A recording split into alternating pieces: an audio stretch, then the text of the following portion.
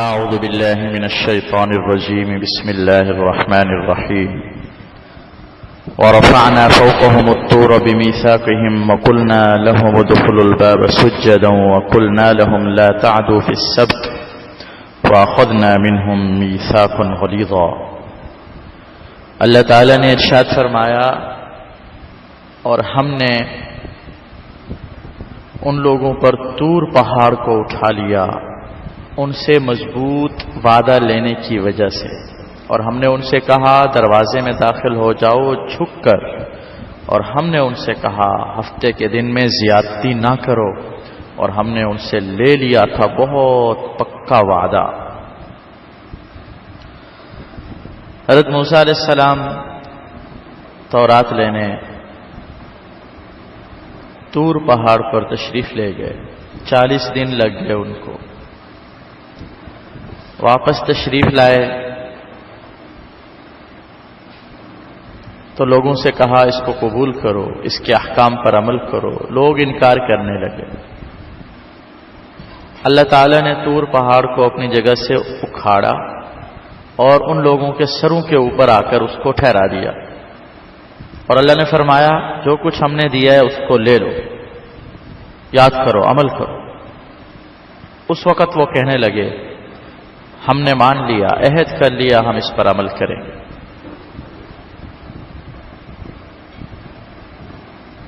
اگرچہ بعد میں پھر وہ مکر گئے، وعدہ خلافی کی۔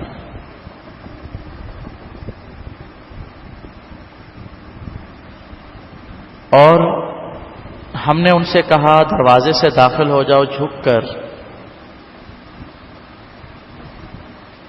جب یہ میدان تیہ سے نکلے، یعنی فرعون اور اس کے مظالم سے جب ان کو نجات ملی، اب ان کو اپنے شہر، اپنے علاقے اور بستی میں داخل ہونا تھا، اللہ تعالیٰ کا حکم یہ ہوا کہ عاجزی کے ساتھ، انکساری کے ساتھ جھکتے ہوئے داخل ہو جاؤ۔ انہوں نے نافرمانی کی، بجائے جھکنے کے بیٹھ کر گھسٹتے ہوئے داخل ہوئے۔ تیسرا واقعہ، ہفتے کے دن زیادتی نہ کرو۔ یہودیوں کو حکم تھا ہفتے کے دن مچھلیوں کا شکار نہ کریں، اور پھر آزمائش یہ ہوئی کہ اس دن مچھلیاں بھی سمندر میں خوب کنارے پر ابھر ابھر کر آتی تھیں، دوسرے دنوں میں مچھلیاں کم ہوتی تھیں۔ ان لوگوں نے اس میں بھی زیادتی کی، دریا کے کنارے حوض بنا ڈالے،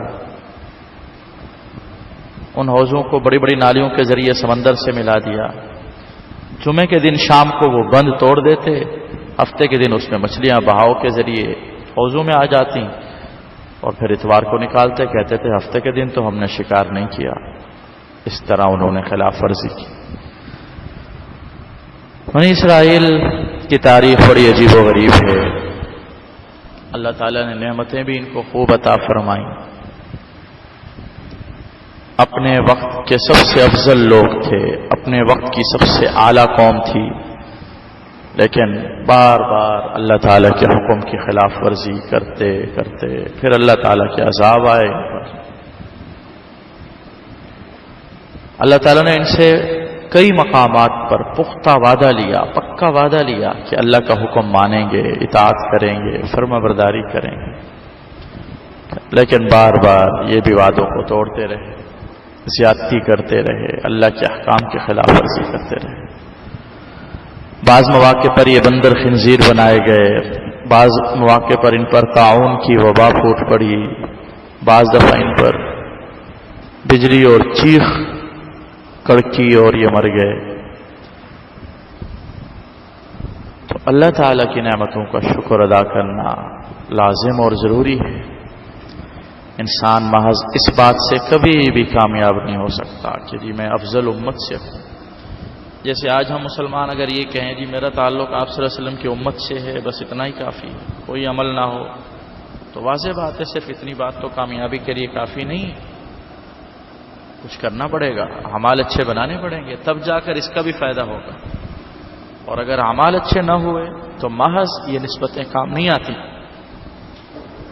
چاہے ہم افضل امت سے ہوں، چاہے کسی بزرگ کی اولاد ہوں، چاہے کسی پیر مرشد کی اولاد ہوں، چاہے ہم کسی ولی اللہ کے بیٹے ہوں، چاہے کسی عالم مفتی فقیہ مدبر مفسر محدث کے بیٹے ہوں، جب تک اپنا عمل نہیں ہوگا تو کچھ نہیں ہوگا۔ یہ بات تو آپ صلی اللہ علیہ وسلم نے اپنے خاندان والوں سے ارشاد فرما دی تھی، اپنی پھپھی سے، اپنی بیٹی سے، اپنے چچا سے، کہ میری نسبتیں تمہارے کام نہیں آئیں گی اگر تمہارا اپنا عمل اچھا نہ ہوا۔ تو اپنے اعمال کو درست کرنا ضروری ہے۔